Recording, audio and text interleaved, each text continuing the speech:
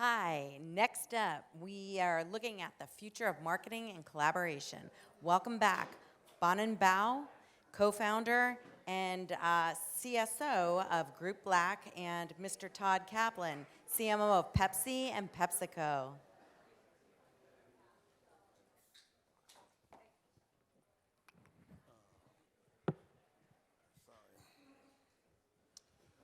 Okay, we'll let some more folks fill in from the back if you don't mind. Coming up front a little bit. Well, should we give a couple more seconds?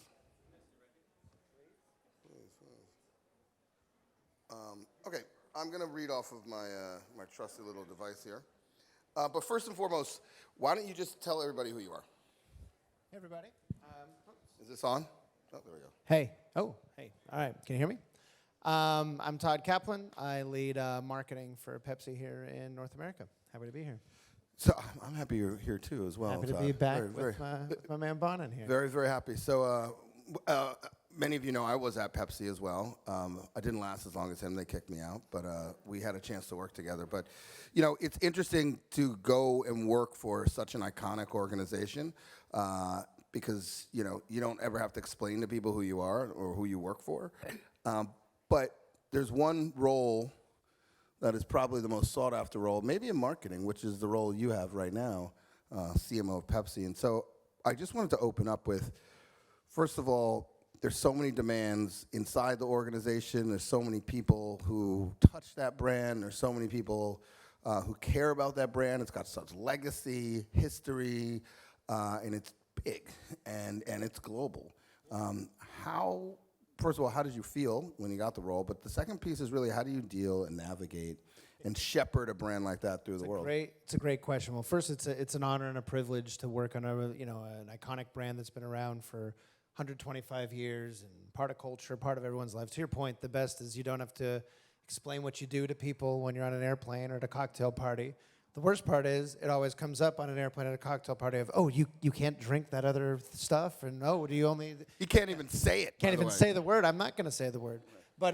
But you know, there's that kind of stuff. But it's to your point, it's a big company and it's a very matrix, large organization, and so you got to collaborate with other stakeholders. You get your name on the door. You got a lot of cooks in the kitchen, but it's all great stuff, and you really learn a lot about how to kind of navigate that stuff and really continue to drive ideas forward. And it's been great and really been a great run so far. Somebody who just entered, who also is a legend and knows the business very, very, very intimately. There you go, Mr. Scully. So I mean, kind of what the question I was saying, to be able to stand on the shoulders of giants must feel, you know, pretty impressive. But you know, what I've also, more than just Pepsi, what I've always admired about you, whether it was in your Pepsi role or the previous roles that you've had, that you've always had an ability to step back and kind of look at the macro landscape of marketing and make decisions based on kind of the changes that we're seeing, what's happening with the consumer. Yep. And so just, you know, they asked this earlier, but where is this where's it going? Where's it going? Tell I got the crystal ball right here, if I could tell you all. No, I think it's really interesting right now. I think it's one of the most exciting times for marketers and also one of the most difficult times for marketers, all for the same reason. And I think as you look at the explosion of technology that's been going on in terms of the different ways to connect with people, new platforms, new ways to connect one-on-one, all these other things, it's really exciting, but it's also overwhelming and highly fragmented as a marketer to figure out where to invest your resources. How do you develop creative that resonates authentically? What's the right way to connect with consumers in this new mindset? Not to mention everyone's overwhelmed with too many messages, right? And so there's a lot of different things you have to try as a marketer to connect today, but I think it's a really exciting time at the end of the day. So I think that, you know, when you have to put your brand in so many places and spaces, and you have a brand that is as ubiquitous in the world, how do you think about messaging and creativity that cuts through? Yeah, I think in that context that I was even just saying, I think there's a couple things I think brands need to do today to kind of reevaluate the game and be what I would call a modern marketer. And I think the first is really reevaluating the role of paid versus earned in social media. It's fascinating to me if you think of kind of back in the Mad Men days, and it was, hey, you bought your spots on these networks, you had your creative agency develop it, here's the way it goes, boom, boom. Today, obviously, there's a million different things at play, but I think when you think of how a consumer actually spends your time, think of what you spend your time on. You're texting your friends, you're looking at your social feeds, you're watching streaming, you're looking at things, and probably 90% of your time consuming content is not on paid media. Yet 90% of a marketer's time is spent building creative around paid media, which seems weird to me. And so how do you leverage this notion of earned media and social media to really drive organic things through the creative, which I think a lot of people don't talk enough about, really just making great creative that people want to see, which leads me to my second point, which is really about brands today need to think as content creators, not as advertisers. Advertising, back to this kind of old school mentality, is chasing consumers, finding them with your message, and throwing little darts and saying, I've targeted you, and I got you with this one, I got you with that one, and that's not going to resonate. And that, even today, you hit the skip button, you ignore it, you're not really into it. I think modern brands need to really think about building opt-in experiences. Build something really great that people will want to come find you. In all this cluttered landscape, of course you can go very sharply down the TikTok hole or the Instagram or wherever kind of you're doing, but I think if you build a really unique opt-in experience where people can touch and feel your brand in different ways, they'll come find you and engage a little bit deeper. So are you telling us that you now spend 80% of your time surfing TikTok? Is that what you're saying? That's the takeaway? I'm not saying that. I'm not saying that. I'm just curious. Sounds like, No. most prestigious job. There are times where you get stuck in the swipe and you're like, shit, right. Oh God, missed that call. Of course. So, but it's interesting that you say that, because I remember when I was at Mondelez, we were a big buyer of Google, and then Google comes to us and they go, "Yep, we're gonna put this skip ad thing on after 6 seconds. Will you buy more media?" I was like, what? With the insult to injury. So we launched 6 Second Labs with them, which I think is still a thing today with them. And my whole point was, first and foremost, anybody in here from Google first? Let me just make sure I'm going to watch my back. I know they're not going to raise their hand now. They're like, no, what are you going to say about us? No, look, they are such a big platform and such a necessary component, but at the same time, they're running a business. Totally. And sometimes their actual business is at odds with the business that we're trying to run, which is they want to keep consumers engaged, and consumers don't want to see another 15-second ad, but they wanted our money for 15-second ads. So, I think that the 6 second was kind of work, but it also forced us to actually shorten our thinking around what storytelling, what you can accomplish in a short amount of time, which I actually think Ween does a little further away from the 15-second ad and even closer to doing things in digital where people were. Yeah, well, I think, and listen, every business has different dynamics, right? There's some businesses that it's all lower funnel, click through, get conversion, all that, and there's some that are more long-term equity building, upper funnel, things of that sort. And I think you need to understand where your brand plays in that whole mix. But I think as you look at it, yeah, there's a ton of things, whether it's, the 6 second ad, how you innovate. But listen, there's clearly a role for paid media. I'm not saying that. There's a very valuable role. You can target, you can find, you can do all of that kind of stuff. All I'm trying to say is to build things that are more comprehensive of what your brand point of view is. We've created things from, we've built content itself where we had a primetime game show that we developed called Cherries Wild that was built off our Wild Cherry proposition that had one of the largest slot machines in the world and was a multi-episodic thing. We've built TV shows with TikTok and MTV. We've built documentaries on Showtime. We've built content and done storytelling all the way into just doing fun music videos and engaging content that people are going to want to pass along and share. And yes, we also do 15-second spots that are very, brick to forehead, product focused, high efficient, high ROI kind of stuff as well. And you need both those things in your marketing mix. Sounds amazing. Brick to forehead. I love that. That's what one I of was my favorite looking for as things. a Brick to consumer. forehead. Oh, there's that Pepsi. Brick there we to go. forehead. No, but you were talking about some examples, and I want you to share a few more. But Sure. I want to come back and just say something. I think the challenge as marketers is that we don't realize that we have to do something vastly different than the competitive set in order to truly drive true growth. And my wife has a baby food business, Tiny Organics. Anybody in the baby food market, please put in code Bonin. I don't know if that works, but good luck.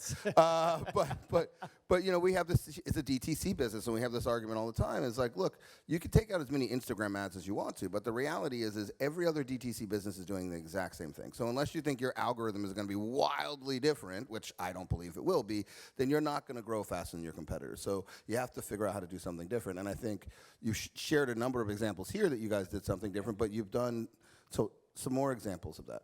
Yeah, I mean, we have a range of examples, like I said, from the content. You know, we created a piece of content around this last year's Pepsi Super Bowl halftime show, a trailer leading up to drive a lot of anticipation called The Call, where we showed all the talent coming together. And again, we could have just put out an ad, say, hey, check out the show's coming on this date, but we wanted to tell a story, and that thing ended up just going, you know, crazy and getting a ton of views and pass-alongs and things like that. And so, again, and it doesn't always have to be big, flashy storytelling. It can be very, you know, niche, underground. You know, we started one of the first NFT projects on brand Pepsi called the Pepsi Mic Drop. We were a very early adopter in that space, kind of trying to build community out in Web3. You know, well, tell us, go into Web3 a little bit, because I know you personally are a collector. Yep. And you are very passionate about the space, but just talk a little bit about why you see that being a footprint for brands. Yeah, I think it's an interesting space right now. Obviously, it's super early days still, and so it's the consumer experience is pretty poor there right now, to be honest, and to go through it all. But I think the long-term vision of it is this idea of community building for brands, where you can actually build a community of, you know, Pepsi fans of whatever your brand is, and actually engage with them and do different things where you look at the ownership that they have of certain elements, as you look at kind of how you can use that as tokenization to unlock new experiences as you build kind of new things. And I think there's this convergence happening. You know, it's going to be an interesting tool, the blockchain kind of underground beneath it all, of where I think a lot of stuff is going. And there's this concept of, you know, I love the word phygital that's been kind of thrown around, which is kind of the merging of physical and digital environments and stuff. And I know it sounds super sci-fi and out there and whatever, and I'm not suggesting anything that's different of what we're already doing today. You know, if you go on an airplane, everyone's on headphones and devices. At a concert, everyone's looking through their phone. We're already there, and people don't think about how your brand lives seamlessly through IRL experiences all the way into the digital experiences, so that you have a holistic way to kind of connect with them. And I think Web3 is going to be a place that just getting in early and understanding kind of the fundamental building blocks is going to be helpful for any marketer as they figure out the path forward. You know, so just so I don't think some of my team is here. You wouldn't. Ashling is amazing, but you wouldn't know this story. But I coined tradigital many years ago. Oof. Many years ago. It's not as good as for digital, so I'll let you have that. It's not for digital, fidgetal, and I did not coin it. To be clear, it's been floating out there. Well, I'm just letting people know that I had that thought. No, but I think, you know, we talked about the physical digital component of that, but I also think that what you said, which is we were early adopters, and I think that word scares a lot of people. And it's interesting because you work with somebody who I worked with, so I'm talking about Vayner, and so, you know, we were technically Gary's very first customer when he only had 12 employees working for him. And the one thing I learned from Gary, above all, is first mover in community building tends to win the race. And so that early adopter mentality is one of the things that, you know, I think in digital. So anyway, go ahead, talk about it. But how do you get the organization there? Well, it's one of those, and listen, and Gary's a good friend, and, you know, and it's one of those things that, yeah, you want to be in early and be authentic. And it's not, listen, chasing the latest trend is not a strategy, right? And so it's not about just trying to get a quick headline or say, look, we're in it too, which frankly, a lot of the stuff I see today is, as you look at it, people throwing around the word metaverse and all the kind of stuff that's out there. I think what's important is educating people on why should we go there, what's the strategy, what's the long plan. To your point, I work in a massive, you know, $70 billion organization that has a lot of lawyers and a lot of people who might not be, you know, understanding, hey, the near term, or there's risk on certain things. And so there's a lot of things that, you know, even though we got our foot in, we might have to go a little slower. We got to bring everybody along. We got to make sure, you know, from a finance standpoint, there's a lot of layers you need to do. And it goes back to almost your first question of, you know, when you're working on the brand that has the name on the door, you're used to, you know, bringing 20 people along with every decision. And so how you flex and where you push to fight for the idea and what's right for the long term. And so there's a bit of a balance there.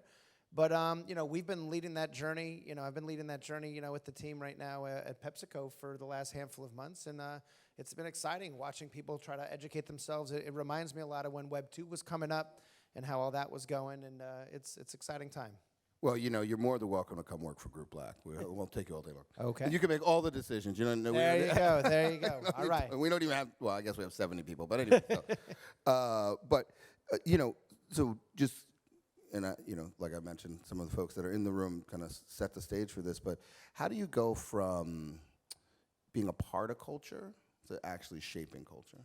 Yeah, it's a great question, and we like to think of Pepsi as a culture first brand. Even before that, how important is culture, I guess? Yeah, culture for a brand like us, again, and we're if you think of our category, we're what I'd call a low involvement good. We cost $1.29 for a bottle of Pepsi, and it's not like someone's buying which version of a car or a computer or a diamond ring. It's like, I'm thirsty. There's a lot of impulse and a lot of that, and so it's really about top of mind awareness and emotionally how you connect on a deeper level in terms of the idea of brand building. And as you think about culturally, and a lot of our predecessors on Pepsi have done such a great job of building kind of the cultural behavior around the brand.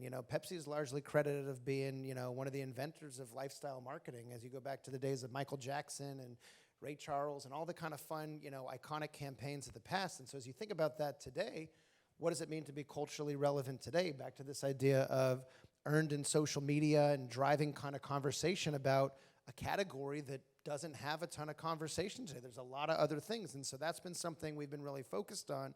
So to take something, our methodology has really been starting everything with a cultural insight first, right? It's important to know where our brand's point of view on the world, but then really how do you take that and extrapolate that into some really fun, creative ideas, whether it's a very small thing, we call it culture bombs internally, which is basically these fun little limited edition, almost like a sneaker drop, limited edition products that we have. We just came out with a Pepsi S'mores edition of a chocolate graham cracker and marshmallow flavored Pepsi that you can mix and match for the end of summer and whatever, just a limited edition you can get online.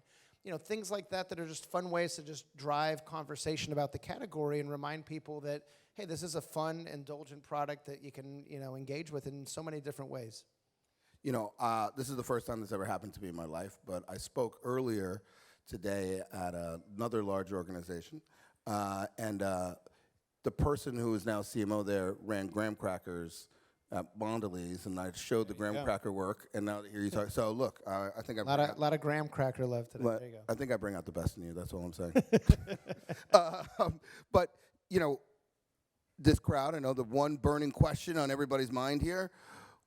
What do you think about data? Data, obviously, that's a pretty big question. No, but I'd say data. Oh, no, data. No, data. So data. Data is, everyone has talked about with this proliferation of all the new tools and digital footprints and all that, clearly data there's so many things you can do with data and unlock kind of first-party, one-to-one relationships, be smarter, all that kind of stuff. The thing that's really interesting from my perspective is I hear and see the entire industry talk about, look, we can now measure this. Look, we have a new ad unit that does this. Look, we have this. No one is talking about the creative. And at the end of the day, it's crap in, crap out, as far as I'm concerned. And so if you don't have good work or you don't have the right tools, and what's tough is to leverage a lot of these tools in the digital way appropriately, you need to have so many different executions and versions to tailor, to customize, to get to that individual insight you're speaking to that becomes a problem of, well, who's developing it? How many do you have it? How do you use machine learning to kind of deploy it in the right way? And so there's a lot of things that I would say that I think data is absolutely paramount, and especially as you get into a lot of these, like I said, lower funnel, performance-based marketing. Of course, that is like the bread and butter of how you can kind of grow and you can drive people through the conversion tunnel and all that. As you think at a higher level, you need to make sure you still have a differentiated product, a creative idea that's rich with tension, a really interesting execution that people want to see, watch, click through, not hit the skip button, whatever that is. And I think, I don't know that the rest of the industry is caught up to build that side of it that I think is really important. I think a lot of marketers, or a lot of times we look for the simple crutch, And there is no crutch. I think creativity is really the only crutch that you can really lean on. And it's interesting because, I always have this argument, B2B marketers always tell me, oh, this is B2B marketing. I'm like, what's the difference between B2B marketing? Did the person change? Oh, sorry, I'm not a consumer. I'm now a business consumer. It's like, no, it's the same person. I don't know if you remember this, years ago, Volvo did a piece with Jean-Claude Van Damme where he was standing on two trucks and they split and he did a full split. By the way, that was for BMW's precision steering on trucks. I think 0.1% of humans buy that or care about that, right? But everybody I know saw it. Yep. And it was because it was a creative idea that broke through. And that's where I think that a lot of brands struggle, and no data is going to tell you that at the end of the day. Now, having said that, data can inform insights. It can also measure outcomes at the end. But I think, Of course. yeah, we can't, yeah. Sorry. And you need to be responsible with how you do it. I'm not just saying go out and just build some fun stuff at all as well. But yeah, it really comes down to it all starts with, to your point, a consumer is a consumer, whether it's B2B, B2C. It starts with an insight. And I don't know that people put enough time on the front end to really extract and understand what is a real consumer insight, a real cultural truth, and how does your brand have a distinctive, unique point of view to really bring that to life in a creatively interesting way through whatever media mix or execution you're going to be developing. I love it. I mean, we are still hiring at Group Black, if the opportunity. But I think to that point of creativity, sorry, and I'm getting blowback. The sound team is hating me now. I'll hold my mic down. I see him smiling. It's okay. But to that point of creativity, you talk, and this is a term I believe you did coin. What's Okay, that? good. This one, collaborativity.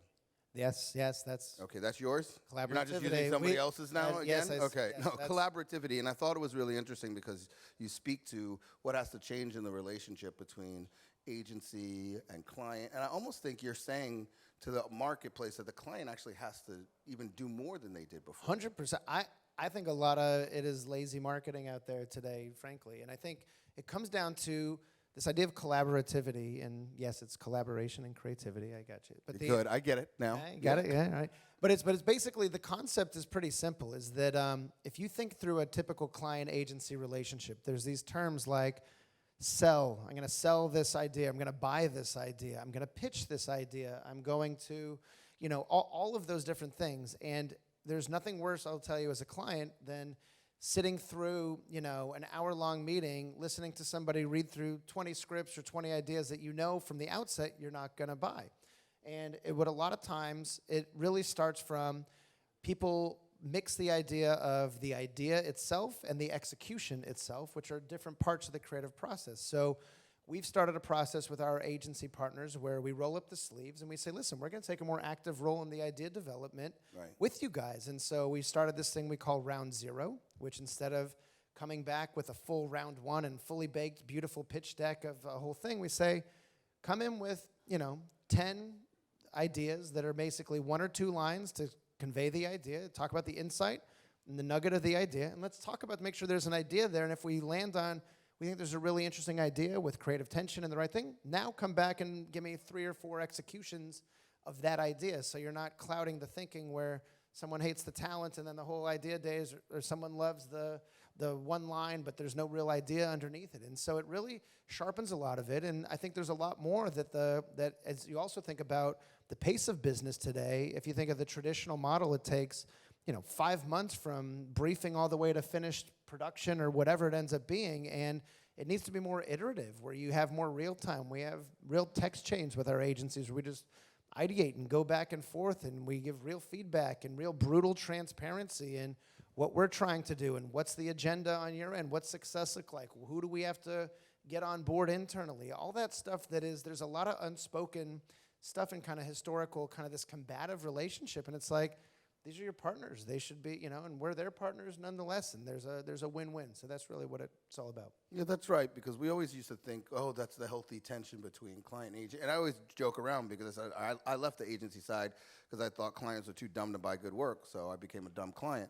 But, that is true. That has historically been the scenario. I also think that what's also interesting is that, and I don't know if you do this, but sometimes I also look for just the mechanism that needs to exist in the world.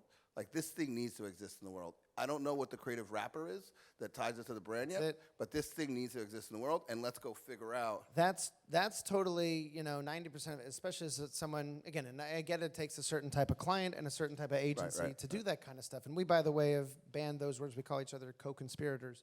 But but it really starts with this idea of a lot of times you have a nugget that's like, there's something here. There's a really interesting idea, but I don't know what it is. And let's roll up the sleeves and figure out the right way in, or the right way to get it over the line internally, or the right way to produce it with this budget. And I don't know that a lot of the craft really gets that much focus. I always used to also tell the team, I care about us working harder to say yes than to say no. And so how do we get everything to a yes? And then if we can get it to a yes, then let's evaluate whether we want to do it or not. It's funny, and my team, will laugh if they hear me saying this because I say it so I'm blue in the face, but I always talk about this idea of take no as a request for more information. And internally, at a big company, it's very easy to say, nope, too risky. Nope, don't understand it. Nope, don't have the budget. And for the right ideas, you have to figure out how to go back. And a lot of times they get really good input and the ideas get better as you bring in your cross-functional partners. But you need to figure out how to get to yes, and then bringing those stakeholders along on the journey. Sometimes you'll find, hey, they've been a great part of this success and they're just as proud as you are when it comes to the world, even though they're not the marketer, I was allowed to take a couple of audience questions, if there is any audience question. If not, I can call on people. I'm good at that too. Well, I'll tell one story and just ask your thoughts. Unless there are questions, raise your hand if you really do, and I can shut up. It's interesting because also sometimes, I used to tell people it's also about the coalition of the willing. Like, I don't necessarily need everybody, because we all look at this word alignment, and to me it was like, we used to have 12 people over for Thanksgiving. I couldn't even get a line to seat 12 people where they needed to sit without fights breaking out. So I think I'm going to get a whole organization. So I used to say, you know what, just give me 6 people who are going to walk barefoot and we'll turn it into a religion. And I'll just give one example. We were doing customized Oreos, the package we could draw on, yada, yada, yada. And we had 2 months to operationalize it, or we would miss sales date for Christmas. And we're in the room, there's 70 people, and the head of supply chain had saw this idea, really wanted to make it happen, and everybody was saying why it couldn't be done. And he slammed his head on the table. He said, anybody who doesn't believe that this can work, get out now. Everybody left. Except for like 6 people, right? And one guy was the head of procurement for sugar. So it wasn't the A team we're talking about here. I'm just letting you guys know that. So, but we took that little group, and the woman who ran it was, I think, 26 or 27. And we stuck them in a conference room. They hid away from the world. They built their own plant, 70 people in Chicago. They built technology with HP that overwrapped, that could run on our lines. They built the shippers. They built the app to color in and ship. And, it launched. Everybody said it was going to fail. They were right. We got it wrong the first time. We screwed up on the CAC. Right. But then when we got to Brazil, it started taking off. When we got to China, it was a rocket ship. And I look at that example as, we could have let the whole organization say no. We could have gotten everybody around the idea. But I was just so bullish on, we're just going to. Now, to be fair, we did have support from the highest of high. We just didn't have the lateral support. But sorry, go ahead. Yeah, no, you need to, it doesn't mean you need to force it through a lot of times. I mean, there are times where you can push hard, and you want everyone to feel great about it. Now, to your point, not everyone's going to get on board. Not everyone's going to be there at every turn. You don't have to get everybody in every discussion. And so it really, it starts from kind of the leadership of stakeholder management, and, and it's all about championing the core of the idea and being agile enough with your idea to flex it so that, hey, maybe this is how you dreamt it up, but to get it over the line, it's got to look like this. And you need to understand how many degrees is too far where it no longer is the same idea. And so that is, I think, the art of kind of internal, I'd say, stakeholder management as you look to get that stuff done and how you collaborate. But it really just takes, making sure everyone understands the vision, where you're going, what's the North Star, and how it can all get there, and bringing everyone along the way. I have so much respect for the work that you've accomplished in your career, and I know we didn't have a chance to talk about it, but multiple billion-dollar brands, this man's been responsible from a germination of an idea to it actually getting on shelves and selling through, and you've done it time and time again, and I think, probably one of the more impressive careers, and you clearly have the job that most of us, I didn't get that job, so I'm just saying. But what's the best thing about being a marketer? Oh my gosh, there's so many. I mean, this is one of those things. I think the ability, for me, I think the ability to dream and say, kind of, what if? I have a bit of an entrepreneurial knack, as I think you've kind of said, and I, run around PepsiCo, getting people to get excited about ideas or do things that they might not be initially wanting to do, and all that. But I think it's really this idea as marketers, you're talking to consumers and affecting and influencing behavior. Yes, you're driving transactions or sales, and we have all the data and the customer management, all the stuff we do on that side. But I would say it's really about how you connect with consumers. And as you think about your own behavior of what you wear, what you consume, what you buy, what you do, there's so many different things in your deep psyche that really influence that, and how you can help storytell and connect in deeper levels. And ultimately, again, it's about adding value to and solving problems for consumers. That's what really marketing and brand building is really all about, is, we're building products that to provide some level of utility on some form for some consumer that you're talking to. And how you can do that from idea to execution, how you can do that and tell them why this is interesting in different unique ways with all the challenges. I love a good challenge. And right now, like I said, the landscape is continuing to evolve 50-fold. It just keeps it fresh and interesting for me. I think that that's so important, because I think we forget how important brands are to our lives. I mean, this brand alone drove the choice of a new generation. It gave a generation voice. Levi's meant freedom to people in certain countries, and we forget how impactful that is. It's one of those things that a lot of people are very quick to kind of, say, oh, big brands, everyone hates brands and this and that. But it really comes down to people don't hate big brands. They hate brands that are not authentic, or they don't know what they're doing, or they don't belong in a space, or they're trying to push too hard. And so it really comes down to being authentic. And, and you think of brands, and even going back through the pandemic, people go with what's familiar and what they know and trusted brands. And that's really where it comes about, and where the idea of brand building is, I think, really important. Ladies and gentlemen, let's give a huge round of applause. Mr. Kaplan, thank you as always. Thank you. As always. Thank you.